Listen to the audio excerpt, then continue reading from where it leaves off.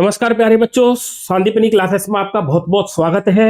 और आपके बोर्ड की परीक्षाएं जो कि बहुत नजदीक हैं, तो हमने आपके लिए महत्वपूर्ण प्रश्नों की श्रृंखला जो जिनकी संभावना बोर्ड की परीक्षाओं में आने की है, तो आज हम जीव विज्ञान विषय की इस महत्वपूर्ण श्रृंखला को शुरू करते हैं। तो आपसे अनुरोध रहेगा कि आप सांदीपनी क्लासेस के इस यूट्यूब चैनल को सब्सक्राइब करें और अपने फ्रेंड्स के साथ शेयर करें। वीडियो को लाइक और शेयर करते रहें, प्यारा सा कमेंट करना ना भूलें। आगामी बोर्ड की परीक्षा में इनमें से प्रश्न के आने की संभावना है। बहुत ही महत्वपूर्ण प्रश्न है, आप इनको याद कर लें, अपने रजिस्टर में नोट डाउन कर लें, आपको बहुत सहयोगी ये आपके लिए साबित होंगे। तो चलिए शुरू करते हैं आज के इस सेशन को। प्रश्न पहला है, देखिए, विकासशील परागकणों को पोषण प्रदान करने वाली संरचना को क्या किस नाम से जानते हैं? तो इसका राइट आंसर होगा टेपिटम। ठीक है, देखिए भ्रूणपोष इसका आंसर नहीं होगा, भ्रूणकोश नहीं होगा, एंडोथीशियम नहीं होगा, तो इसका राइट आंसर होता है टेपिटम। टेपिटम का काम है विकासशील परागकणों को पोषण प्रदान करना। ठीक है, अगला प्रश्न है, सूत्रगुणता के आधार पर गुरु बीजाणु कैसा होता है? गुरु बीजाणु तो ये होगा आपका अगुणित। ठीक है, क्योंकि गुरु बीजाणु मात्र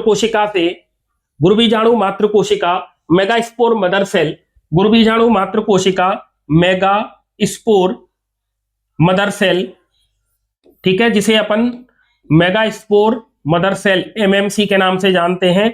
इसमें जब डिवीजन होता है मियोसिस, तब इसमें बनते हैं मेगा स्पोर। क्या बनते हैं? मेगा स्पोर, जिन्हें गुरु बीजाणु कहते हैं, और ये होते हैं एन, क्योंकि डिवीजन हो गया है मियोसिस, इसलिए इसका राइट आंसर होगा अगुणित। ठीक है, अगला है, निम्न में से कौन सा पुष्प वायु परागित होता है? वायु के द्वारा परागण होता है वेलिस्नेरिया में, अंजीर में, कमल में या फिर गेहूं में? तो राइट आंसर होगा गेहूं में। गेहूं मतलब जो ग्रेमिनी कुल के पौधे हैं जैसे घास, तो इन घास में किससे परागण होता है? वायु के द्वारा होता है। गेहूं की जगह अगर ऑप्शन में मक्का आए तो आपको मक्का भी करना है, क्योंकि मक्का में भी परागण वायु के द्वारा ही होता है। ठीक है, भ्रूणपोषी बीज का उदाहरण नहीं है, भ्रूणपोषी बीज का उदाहरण नहीं है। यहां पर ऑप्शन है, देखिए, गेहूं, मक्का, मूंगफली और सूरजमुखी। ठीक है, गेहूं, मक्का, मूंगफली और सूरजमुखी, तो इसका राइट आंसर होगा मूंगफली। ठीक है, यह भ्रूणपोषी बीज नहीं है। अगला है, बहुभ्रूणता को किसने खोजा था? नावास्चिन ने, आर्गेने ने, ल्यूवेनहॉक ने और कोलिकर ने, तो इसका राइट आंसर होगा ल्यूवेनहॉक। नावास्चिन ने किसकी खोज की थी? तो आपका आंसर आएगा डबल फर्टिलाइजेशन। ठीक है, डबल फर्टिलाइजेशन की खोज की थी। एक प्रारूपी आवृतबीजी पादप के परागकण की भित्ति कितनी परतों की बनी होती है? देखिए, परागकण की बात हो रही है, परागकण की भित्ति तो आपको पता है, मैंने अपने प्रीवियस वीडियो में भी इसके बारे में चर्चा की है। परागकण पर जो भित्तियां होती हैं उनकी संख्या 2 होती है। अंदर की तरफ होती है इंटाइन अंतःचोल और बाहर की तरफ होती है एक्साइन बाह्यचोल, और इस पर यहां पर ये क्या पाए जाते हैं? तो जनन छिद्र भी पाए जाते हैं। ठीक है, तो ये है इसका बाह्यचोल और ये है इसका ग्रीन कलर से जो मैंने बनाया है, ये बाह्यचोल है, बाह्यचोल। ठीक है, और ये आंतरिक चोल, आंतरिक चोल। ठीक है, इसमें 2 कोशिकाएं होती हैं। बड़ी कोशिका को कायिक कोशिका कहते हैं, निमित्त आकृति का केंद्रक होता है। छोटी कोशिका को जर्म सेल या जनन कोशिका कहते हैं। ठीक है, तो एक प्रारूपी आवृतबीजी पादप के परागकण में कितनी भित्ति होगी? तो आपका राइट आंसर आएगा कि 2 होती हैं। ठीक है, गैर एल्ब्यूमिनस या अभ्रूणपोषी बीजों का सही जोड़ा क्या है? ऐसे बीज जो अभ्रूणपोषी होते हैं, गैर एल्ब्यूमिनस होते हैं, तो देखिए मटर और मूंगफली इसका राइट आंसर होगा, मटर और मूंगफली। आप इनको अपने रजिस्टर में इसी तरीके से नोट डाउन कर लें, आपको ये परीक्षाओं में मिलेंगे। इनसे संबंधित क्वेश्चन हो सकता है प्रश्न को थोड़ा बहुत घुमा दिया जाए, लेकिन आएगा तो इन्हीं में से। ठीक है, अगला है, आवासी फल का उदाहरण असत्य फल, तो इसमें आपको सेब याद रखना होता है वैसे। ठीक है, लेकिन यहाँ ऑप्शन में स्ट्रॉबेरी दिया है, तो आपको ये स्ट्रॉबेरी भी इसी का नाम, मतलब ये आवासी फल है। नाशपाती अगर आ जाए तो वो भी आवासी फल होता है, तो स्ट्रॉबेरी याद रखेंगे आप। ठीक है, मृत सागर के पास किंग हेराल्ड के महल की पुरातात्विक खुदाई के दौरान 2000 वर्ष प्राचीन पादप का बीज खोजा गया था, और उस पादप का नाम क्या था? तो वो खजूर का पौधा था, फोइनिक्स डेक्टेलिफेरा। तो आप उसका आंसर लिख लेंगे फोइनिक्स डेक्टेलिफेरा। ठीक है, सही विकासीय क्रम का चयन करना है, सही विकास का क्रम। ठीक है, तो देखिए इसमें ऑप्शन दिए हुए हैं 4: बीजाणुजन ऊतक, पराग मात्र कोशिका, लघु बीजाणु चतुस्क, परागकण और नरयुग्मक। देखिए स्पोरोजीनस टिश्यू, ठीक है, इसकी कोशिका बदल जाती है पोलन मदर सेल में, पीएमसी, और इसमें होता है मियोसिस। मियोसिस होता है तो बनता है microspore, microspore tetrad, microspore tetrad बनेगा। माइक्रोस्पोर टेट्राड आगे चल के पोलेन में कन्वर्ट होता है, पोलेन। ठीक है, और पोलेन से फिर बनते हैं मेल गैमीट, मेल गैमीट बनते हैं। तो अब इधर ये है इसका पूरा सही क्रम। अब आप इसके हिसाब से मिला लो, स्पोरोजीनस टिश्यू मतलब बीजाणुजन ऊतक, पीएमसी परागमात्र कोशिका, माइक्रोस्पोर टेट्राड लघु बीजाणु चतुस्क, इसके बाद बनेंगे पोलेन तो परागकण, और मेल गैमीट या फिर नरयुग्मक। ठीक है, तो इसका राइट आंसर होगा ऑप्शन नंबर ए। अगर आपसे वो इसके क्रोमोसोम की बात करे, सूत्र गुणिता इसकी अगर पूछ ले, तो आपको याद रखना है बीजाणुजन ऊतक ये 2n होता है, द्विगुणित होता है। परागमात्र कोशिका ये भी द्विगुणित होती है। लघु बीजाणु चतुस्क ये अब n हो जाएंगे, n के इसमें 4 होंगे, है ना, आपको याद रखना है। परागकण वही n होगा और नरयुग्मक भी n होगा। परागकण के अंदर जो नरयुग्मक बनते हैं वो कौन सी कोशिका से बनते हैं? परागकण की कौन सी कोशिका नरयुग्मक का निर्माण करती है और किस विभाजन के द्वारा करती है? आपको ये कमेंट करके बताना है। ठीक है, अगला प्रश्न है असुमेलित जोड़े को पहचानना है। असुमेलित जोड़े को पहचानिए। लघु बीजाणुधानी, तो इसमें आप देखिए ऑप्शन देखिए, परागकोश में होती है क्या? देखिए परागकोश ये नर वाला भाग है, और नर के लिए लघु शब्द लगाते हैं, तो आपको इस तरीके से याद रखें, तो ये तो सुमेलित है। गुरु शब्द मादा के लिए लगाते हैं, मादा के लिए, तो देखिए इधर बीजांडकाई ऊतक गुरु बीजाणुधानी, तो ये बीजांड, कोई तो गुरु बीजाणुधानी कहते हैं, तो बीजांड के अंदर जो ऊतक है वो, तो ये भी सुमेलित है, ये भी सुमेलित है। परागकण, नरयुग्मक और भ्रूणकोश, मादा युग्मकोद्भिद का ही दूसरा नाम भ्रूणकोश है, तो ये भी सुमेलित है। परागकण को नरयुग्मक के नाम से नहीं जानते हैं, इसलिए ये असुमेलित है। ठीक है, आपको देखो ध्यान रखना है, परागकण अलग शब्द है, नरयुग्मक अलग शब्द है। परागकण के अंदर जो जर्म सेल होती है, जनन कोशिका है, उसमें माइटोसिस होता है, समसूत्री विभाजन होता है, तब वो 2 नरयुग्मक बनाती है। ठीक है, तो परागकण और नरयुग्मक 2 अलग अलग टर्म हैं, आपको ये याद रखना है। अगला प्रश्न है निम्न में से कौन सा पादप जल परागित पादप नहीं है? मतलब जल के द्वारा परागण नहीं होता है, तो नहीं होता है। जोस्टेरा ये जलीय पादप है, हाइड्रिला ये भी जल के अंदर रहता है डूबा हुआ, वेलिसनेरिया, तो इन तीनों में तो जल के द्वारा परागण होता है, लेकिन कैनाबिस में नहीं होता है जल के द्वारा परागण।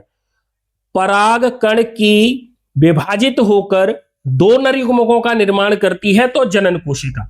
परागकण की जनन कोशिका, परागकण में 2 प्रकार की कोशिका होती हैं, एक होती है कायक कोशिका जो आकार में बड़ी होती है, एक होती है जनन कोशिका जो आकार में छोटी होती है। जनन कोशिका में समसूत्री विभाजन होता है, नरयुग्मक बनाती है। यहां पूछा गया है परागकण की जनन कोशिका विभाजित होकर 2 नरयुग्मक बनाती है, लेकिन आपको याद रखना है यहां पर जो विभाजन होगा वो समसूत्री होगा। कौन सा विभाजन होगा? समसूत्री विभाजन होगा। आपको इस तरीके से ये याद रखना है। ठीक है, ऐसा भी तो पूछ सकता है परागकण की जनन कोशिका में कौन सा विभाजन होने से नरयुग्मकों का निर्माण होता है और कितने नरयुग्मकों का निर्माण होता है, तो आपको इस तरीके से भी ये याद रखना है। अगला प्रश्न, जायांग का वह भाग जो परागकण की सुसंगतता का निर्धारण करता है, वह भाग क्या कहलाता है? जायांग का वह भाग जो परागकण की सुसंगतता का निर्धारण करता है उसे वर्तिकाग्र कहते हैं।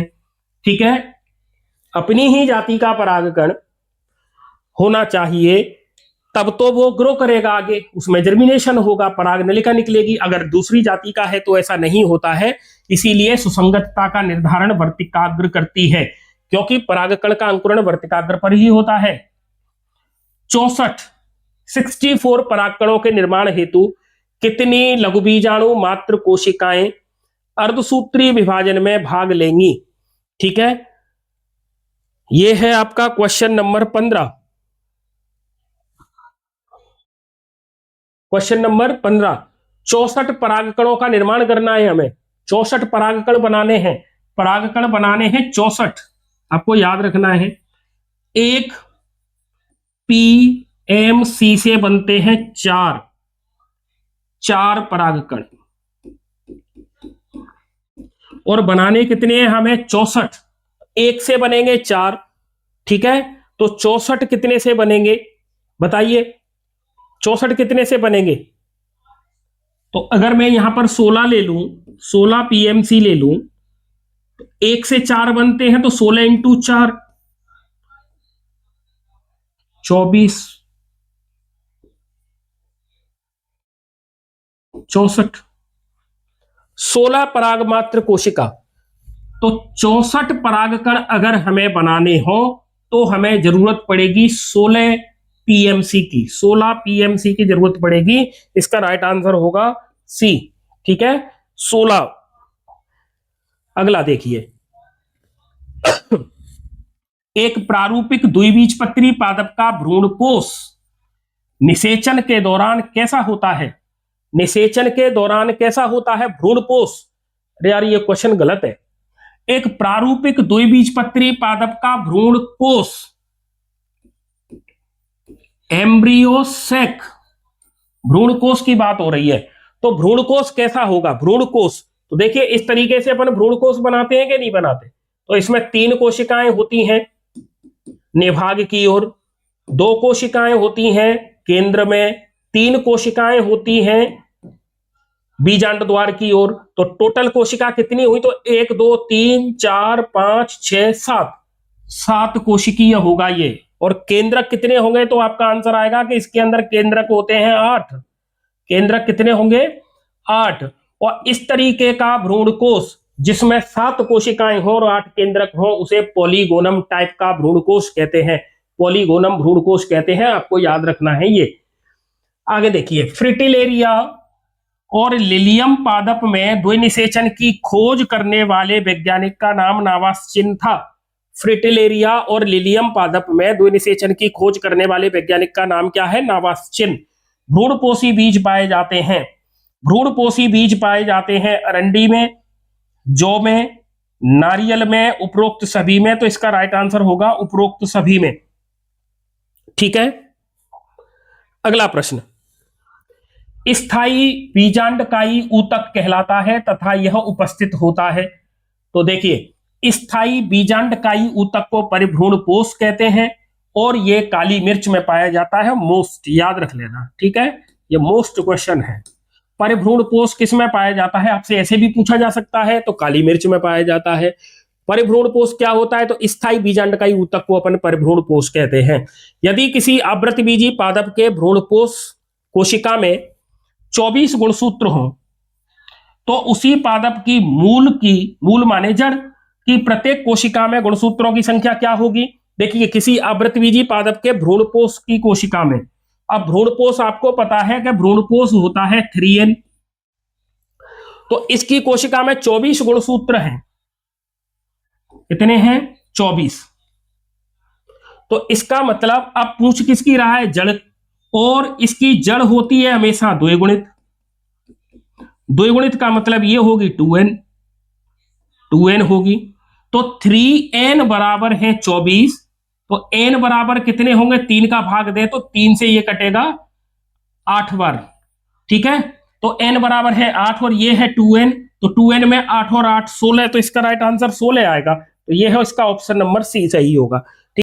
यदि किसी आवृतबीजी पादप में भ्रूणपोष कोशिका में 24 गुणसूत्र हैं, अगर आवृतबीजी का भ्रूणपोष है तो भ्रूणपोष होता है इनका 3n, ठीक है। आपको याद रखना है 3n बराबर है 24, तो n बराबर होंगे 24 में भाग 3 का दे दें तो ये आएंगे 8।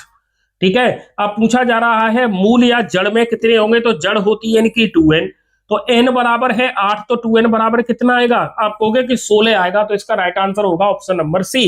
भारतीय पादप भ्रौणिकी के जनक कौन है, पी माहेश्वरी। कौन है, पी माहेश्वरी।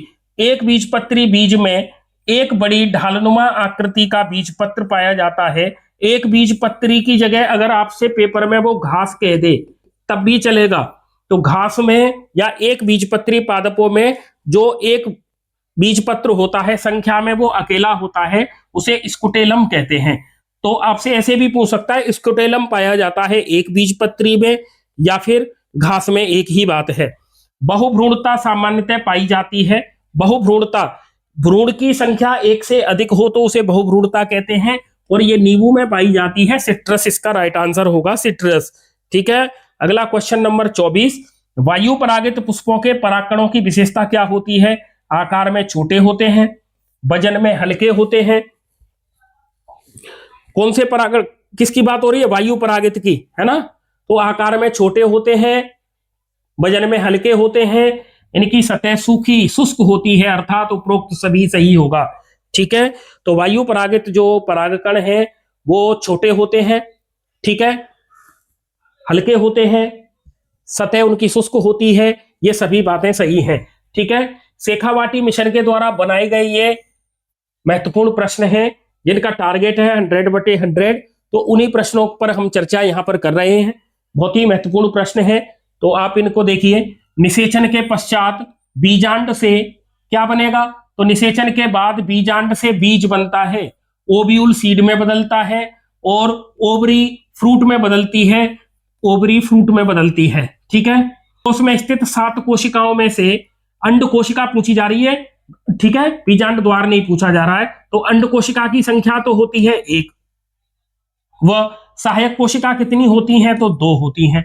जैसे अपन इस तरीके से डायग्राम बनाते हैं, तो बीजांड द्वारीय सिरे पर अंड कोशिका होती है 1 और इसके दोनों तरफ 2 सहायक कोशिकाएं पाई जाती हैं। ठीक है। पुष्पीय पादपों में मुख्य लैंगिक संरचना क्या है, तो पुष्पीय पादपों में जनन का काम करता है फूल, तो यह पुष्प होगा। ठीक है। विकासशील भ्रूण हेतु पर्याप्त पोषक तत्व एवं पोषण उपलब्ध रहते हैं, किसके अंदर रहते हैं, तो किसके अंदर रहेंगे, आपका आंसर आएगा भ्रूणपोष, एंडोस्पर्म, भ्रूणपोष। परागकण वर्तिकाग्र पर अंकुरित होकर एक अथवा अधिक क्या बनाएंगे, तो परागनली बनाएंगे। क्या बनाएंगे, परागनली बनाते हैं।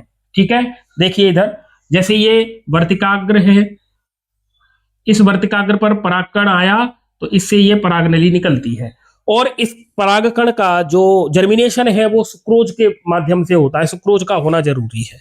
ठीक है। चलिए आगे।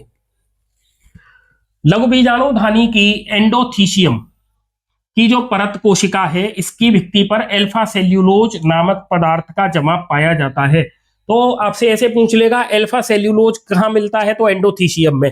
एक कच्चे नारियल में उपस्थित जो पानी है वो केंद्रकीय भ्रूणपोष का उदाहरण होता है, और जो सफेद गूदा है जिसे हम खाते हैं वो कोशिकीय भ्रूणपोष होता है। तो हम कह सकते हैं कच्चे नारियल का जो भ्रूणपोष है उसे हम खाते भी हैं और पीते भी हैं, अर्थात कच्चे नारियल का भ्रूणपोष खाया पिया जाता है, इस तरीके से भी अपन इसको कह सकते हैं। ठीक है। जलीय पादप वाटर हाइसिंथ व वाटर लिली में जो परागण की क्रिया है वो कीट या वायु के द्वारा होती है। आपको याद रखना है ये भले ही जल में पाए जाने वाले पादप हैं, लेकिन इनके जो फूल हैं वो पानी की सतह से ऊपर रहते हैं, इसीलिए इनमें जो परागण की क्रिया है वो या तो कीटों से होती है या फिर वायु के द्वारा होती है। मोस्ट इंपॉर्टेंट क्वेश्चन है, याद रखना है आपको, मोस्ट इंपॉर्टेंट है। कृत्रिम संकरीकरण फसल की उन्नति एवं प्रगतिशील कार्यक्रम के लिए एक प्रमुख विधि है। ठीक है। युग्मनज से परिपक्व भ्रूण के विकास की क्रिया को भ्रूणोद्भव कहते हैं, मतलब जायगोट से, जायगोट जो कि 2n होता है हमेशा, इससे बनेगा एम्ब्रियो या भ्रूण, तो इस क्रिया को एम्ब्रियोजेनेसिस के नाम से जानते हैं। परागकण की बाह्य भित्ति में स्पोरोपोलेनिन नामक पदार्थ पाया जाता है जो जैव अपघटनीय व अत्यधिक प्रतिरोधी होता है। स्पोरोपोलेनिन कहाँ मिलता है, तो जो परागकण का जो एक्साइन है आउटर लेयर है वो स्पोरोपोलेनिन से बनी रहती है। ये अब तक का ज्ञात सबसे प्रतिरोधी पदार्थ है जिस पर जल का, तापमान का, है ना, अम्ल का, क्षार का कोई प्रभाव नहीं होता है। इसी के कारण परागकण जीवाश्म रूप में लंबे समय तक परिरक्षित रह पाते हैं। ठीक है। एक परिपक्व नर युग्मकोद्भिद में 3 केंद्रक होते हैं। एक परिपक्व नर युग्मकोद्भिद में 3 केंद्रक उपस्थित होते हैं। देखिए इस तरीके से ये नर युग्मकोद्भिद मैंने बनाया,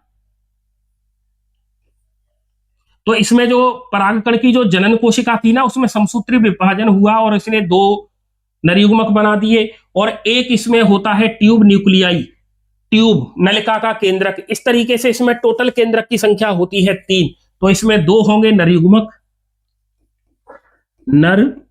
युग्मक, इनकी संख्या होती है इसमें 2, और एक होता है नलिका केंद्रक।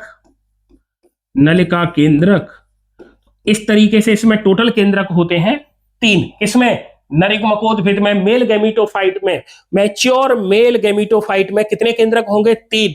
निषेचन क्रिया के दौरान पराग नलिका भ्रूणकोश में बीजांड द्वार से प्रवेश करती है। कहां से प्रवेश करती है? बीजांड द्वार से प्रवेश करती है। देखिए ये बीजांड और ये बीजांड द्वार, यहां पर है ये एम्ब्रियोसेक, तो परागनली यहां से आती है और यहां से एंटर करती है इस तरीके से।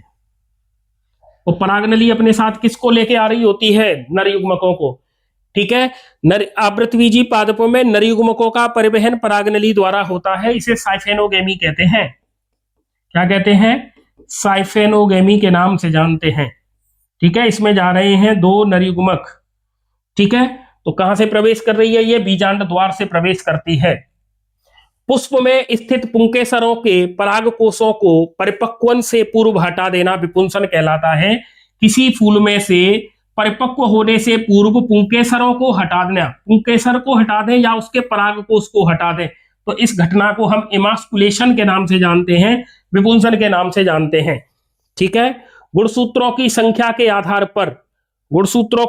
के आधार पर जो आवृतबीजी पादप होता है, इसका जो भ्रूणपोष है वो त्रिगुणित होता है। ठीक है। कैसा होता है? वो त्रिगुणित होता है।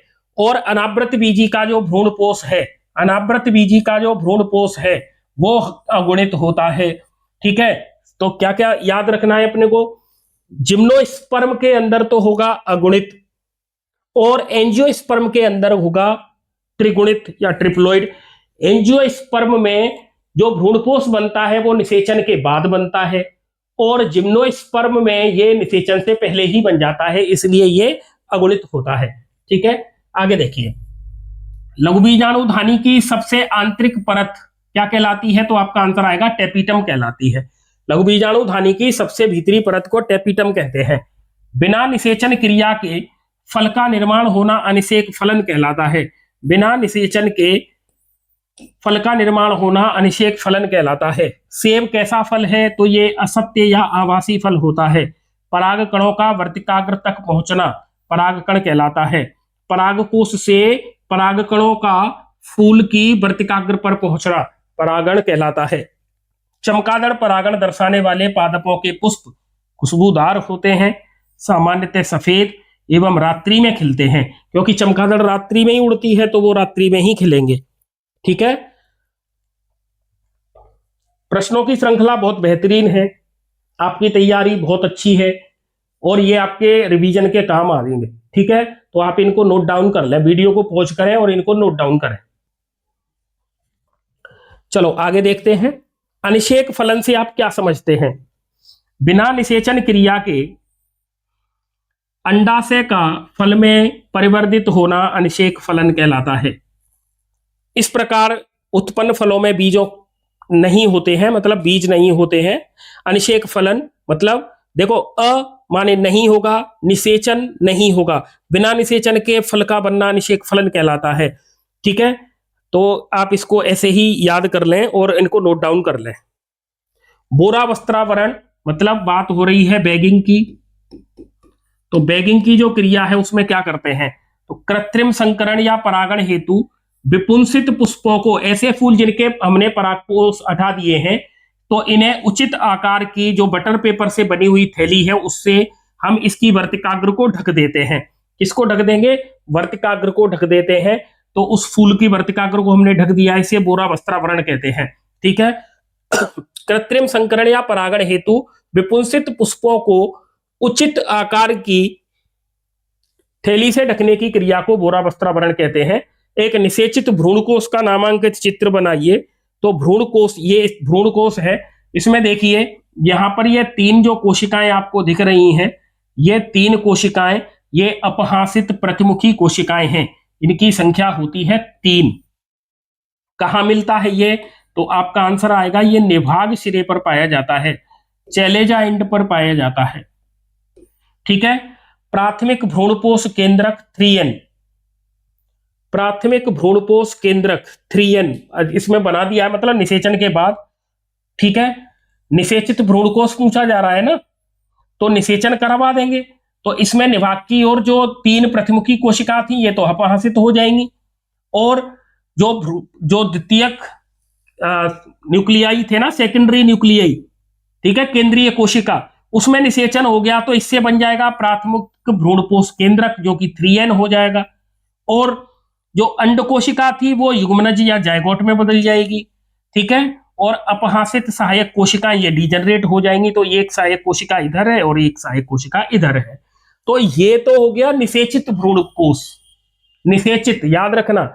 और ऐसे पूछ ले कि एक निषेचित की जगह केवल आ जाए भ्रूणकोश का नामांकित चित्र बनाइए, तब आपको ये इस तरीके से बना के आना है, याद रखना।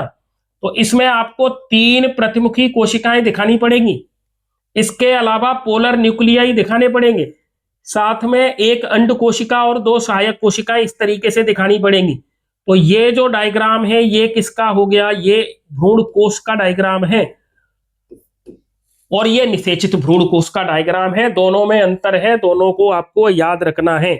तो निषेचित भ्रूणकोश पूछा गया है तो आपको ये इस तरीके से बनाना होगा। ठीक है। आगे चलें, क्लियर है इतना? तो चलिए आगे चलते हैं।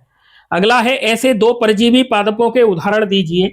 परजीवी पादपों के उदाहरण दीजिए जिनके फलों में हजारों की संख्या में बीज बनते हो। ठीक है, हजारों की संख्या में बीज बनते हो।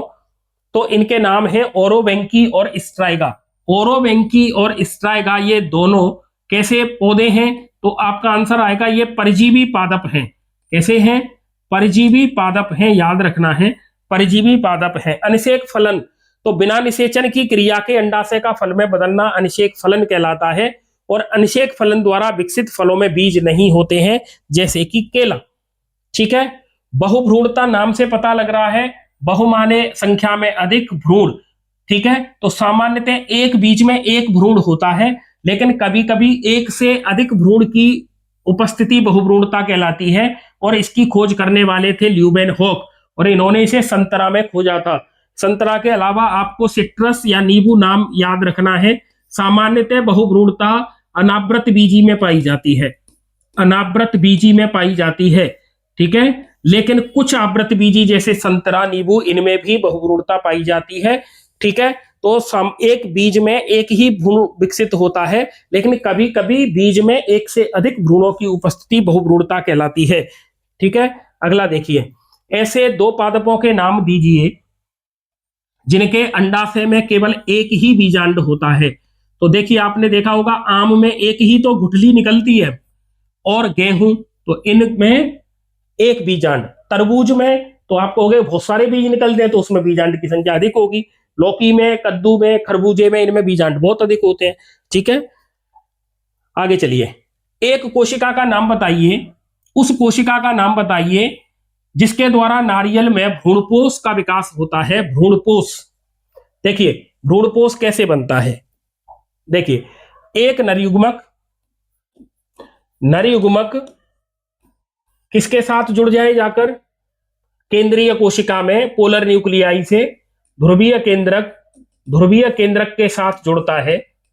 तो देखिए नरयुग्मक N होगा और ध्रुवीय केंद्रक 2N होंगे। ये दोनों जब आपस में जुड़ेंगे तो निषेचन होगा, और निषेचन से बनेगा प्राथमिक भ्रूणपोष केंद्रक, यही तो बनेगा और इसी से बनता है फिर भ्रूणपोष। ठीक है, तो इसका अब देखिए, दो ध्रुवीय केंद्रक के 2n और नरयुग्मक का n, तो प्राथमिक भ्रूणपोष केंद्रक कैसा होगा? 3n होगा। तो देखिए ये कैसा है? प्राथमिक भ्रूणपोष कोशिका ये 3n होगी। नारियल में केंद्रकीय भ्रूणपोष पाया जाता है, नारियल में केंद्रकीय भ्रूणपोष पाया जाता है। नारियल, उस कोशिका का नाम बताइए जिसके द्वारा नारियल में भ्रूणपोष का विकास होता है, तो उत्तर आएगा प्राथमिक भ्रूणपोष कोशिका। लेकिन आपको याद रखना है, नारियल में केंद्रकीय भ्रूणपोष एवं कोशिकीय भ्रूणपोष पाया जाता है। केंद्रकीय और कोशिकीय दोनों प्रकार के पाए जाते हैं। नारियल का पानी केंद्रकीय भ्रूणपोष का उदाहरण है, जबकि नारियल का गूदा कोशिकीय भ्रूणपोष का उदाहरण है। तो आपको ये दोनों चीजें याद रखनी है। ठीक है, अगला देखिए, हरकोगैमी से क्या मतलब है? हरकोगैमी किसे कहते हैं? तो परपरागण दर्शाने वाले पादपों में पाया जाने वाला एक अनुकूलन जिसके अंतर्गत पुमंग व जायांग के मध्य विशिष्ट प्राकृतिक संरचनात्मक अवरोध हो। आपको बस इतना सा याद रखना है, पुमंग व जायांग के बीच विशिष्ट प्राकृतिक संरचनात्मक अवरोध को हरकोगैमी के नाम से जानते हैं। ठीक है, हरकोगैमी के नाम से जानते हैं। आंख में, आंख जो भोले बाबा पे चढ़ाते हैं वो आंख में परागण पोलिनिया के द्वारा होता है, पोलिनिया के द्वारा होता है। इस तरीके से उसमें एक संरचना बनती है पोलिनिया की जैसी संरचना आंख में, है ना। इसके अंदर परागकण भरे रहते हैं,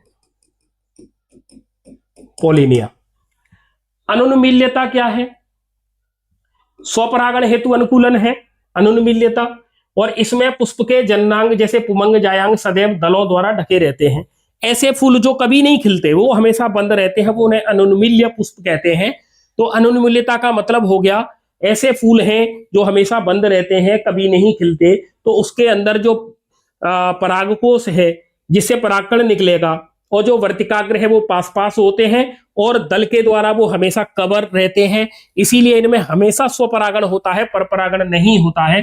तो अनुन्मील्यता जो है वो स्वपरागण के लिए एक अनुकूलन है, और इसके उदाहरण है वायोला और जंकस। ठीक है, बहुनलिकीय परागकण से क्या तात्पर्य है? बहुनलिकीय परागकण से क्या तात्पर्य है? तो देखिए, परागकण के अंकुरण के समय एक्साइन फट जाता है, वह अंतःचोल परागनलिका के रूप में बाहर निकल जाता है। यदि एक से अधिक परागनलिकाएं विकसित हो तो उसे बहुनलिकीय परागकण कहते हैं। जैसे मालवेसी कुल के पादपों के सदस्य में ऐसा होता है। ठीक है, आप सीधा सीधा याद ऐसे रखिए, परागकण का जो अंतःचोल होता है जो सेल्यूलोज और पेक्टिन का बना होता है, और इसके बाहर की तरफ स्पोरोपोलेनिन से बना बाह्यचोल होता है। स्पोरोपोलेनिन पर जनन छिद्र पाए जाते हैं इस तरीके से। तो इन जनन छिद्र से होके ये परागनलिकाएं बाहर निकलती हैं। जब एक से अधिक परागनलिकाएं एक साथ ग्रो कर रही हों तो हम उसे बहुनलिकीय परागण कण के नाम से भी अपन जानते हैं। ठीक है, और ऐसा होता है मालवेसी कुल में। ठीक है, आगे देखिए, लघु बीजाणु चतुष्क में चारों लघु बीजाणुओं की भित्ति किस पदार्थ द्वारा आपस में जुड़ी रहती है? ठीक है, जैसे ये लघु बीजाणु चतुष्क है इस तरीके से, तो इनकी ये आपस में इस तरीके से जुड़े हैं। जिस पदार्थ से जुड़े हैं उसे कैलोज के नाम से जानते हैं। किस नाम से जानते हैं? कैलोज के नाम से जानते हैं। ठीक है, कैलोज के नाम से ये आपस में जुड़े रहते हैं। अगला है भ्रूणोद्भव की परिभाषा बताइए।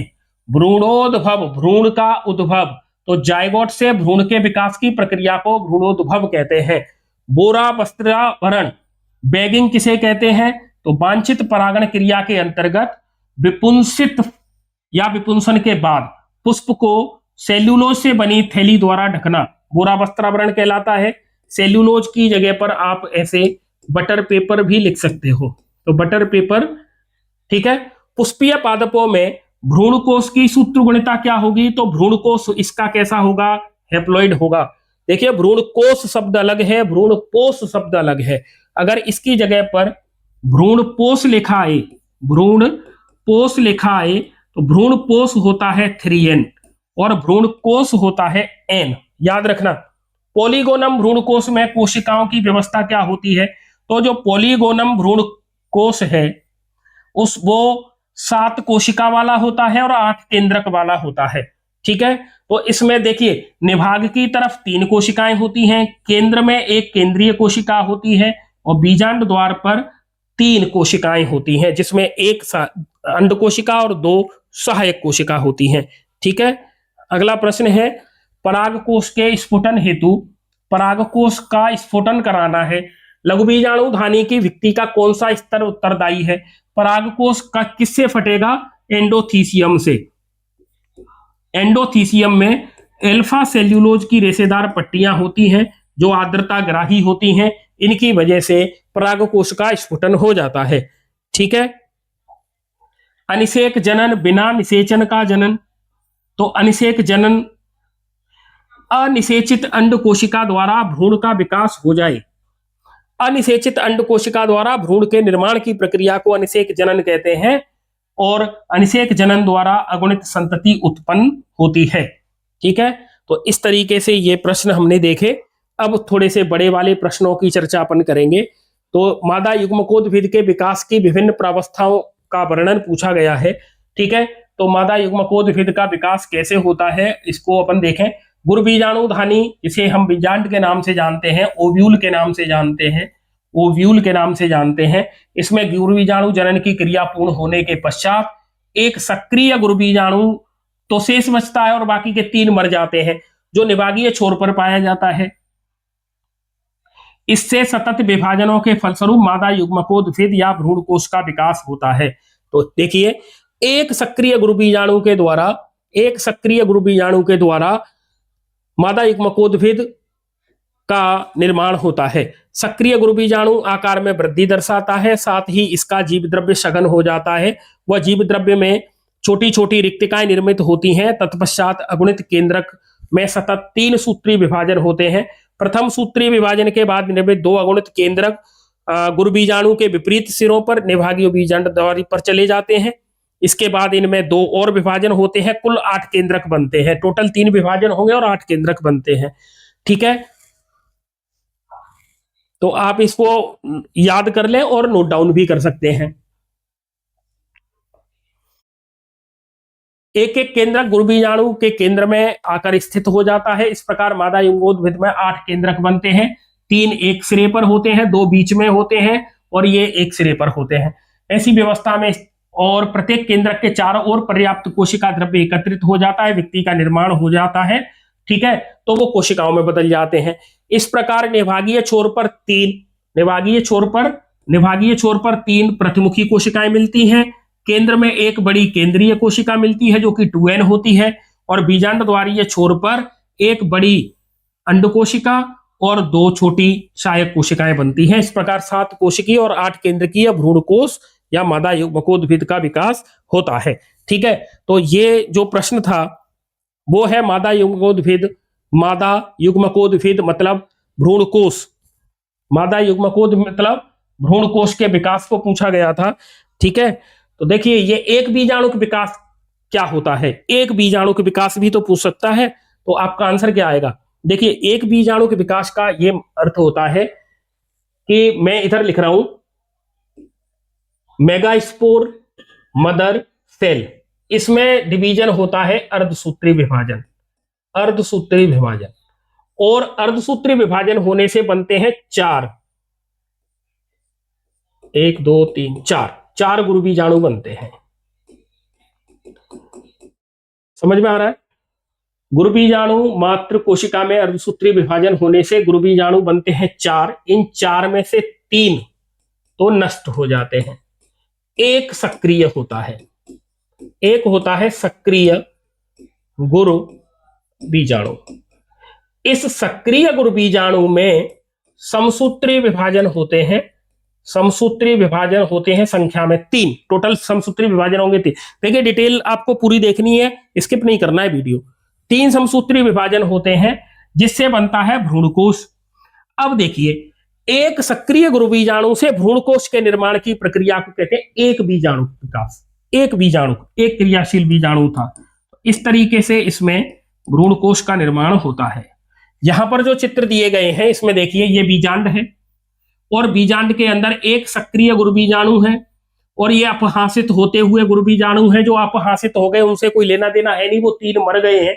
और वो इनका जो जीव द्रव्य है ना, वो सक्रिय गुरु बीजाणु का ही तो काम आएगा। और इस सक्रिय गुरु बीजाणु जो है उसमें आकार में देखो वृद्धि हुई तो ये बना, फिर इसमें विभाजन होगा, पहला तो 2 केंद्रक बने, फिर विभाजन हुआ इसमें, ठीक है, 4 बने, फिर 8 बने, फिर इनमें केंद्रकों की पुनर्व्यवस्था होती है, एक एक बीच में आ जाता है, ठीक है। और इस तरीके से एंडोस्पर्म, सॉरी, इस तरीके से ये एम्ब्रियोसैक बन जाता है, भ्रूणकोश बनता है। स्त्री युग्मकोद्भिद या मादा युग्मकोद्भिद भी कहते हैं इसे हम, ठीक है।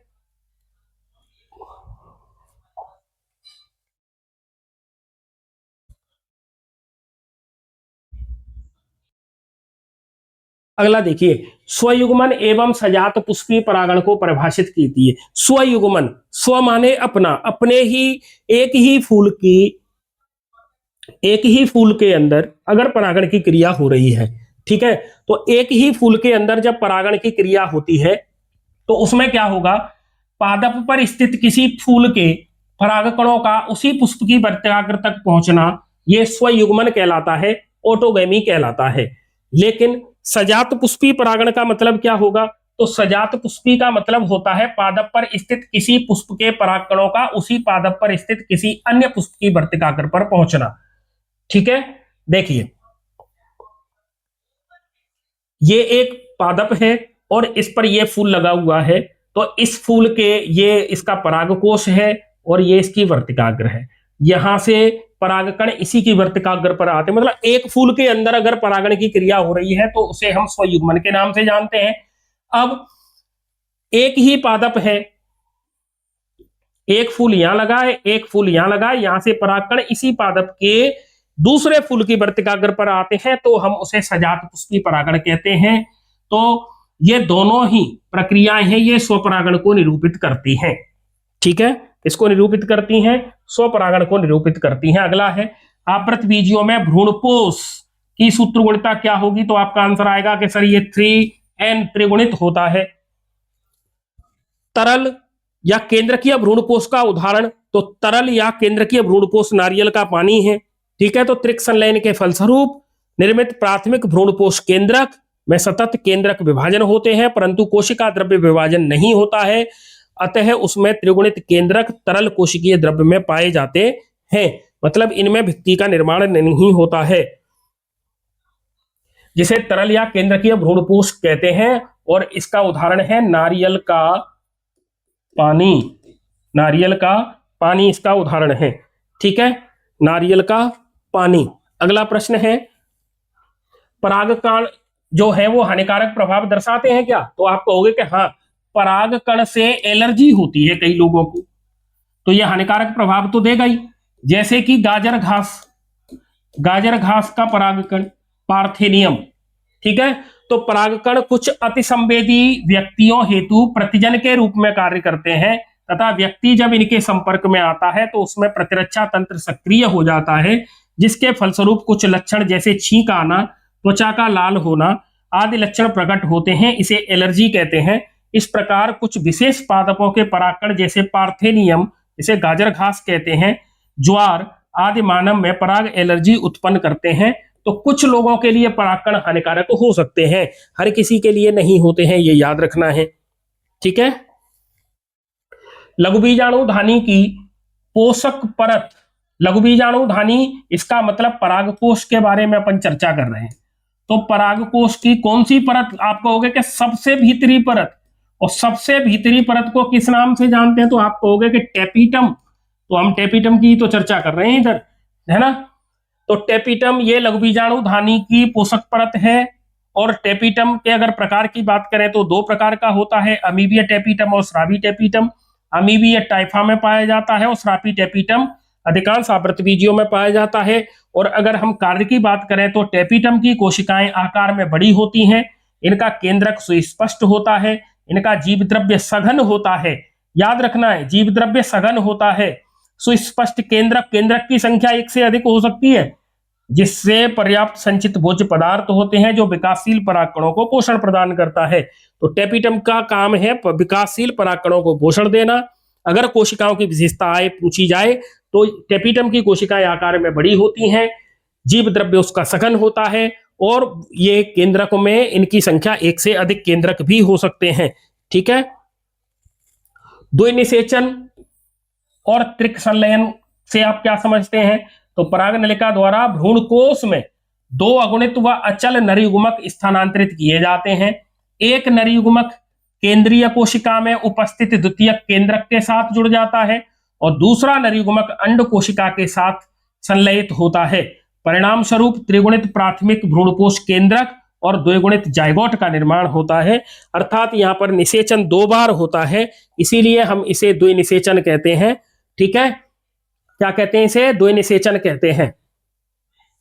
और भ्रूणपोष के निर्माण में 3 केंद्रक भाग लेते हैं, इसीलिए हम इसे त्रिक संलयन कहते हैं।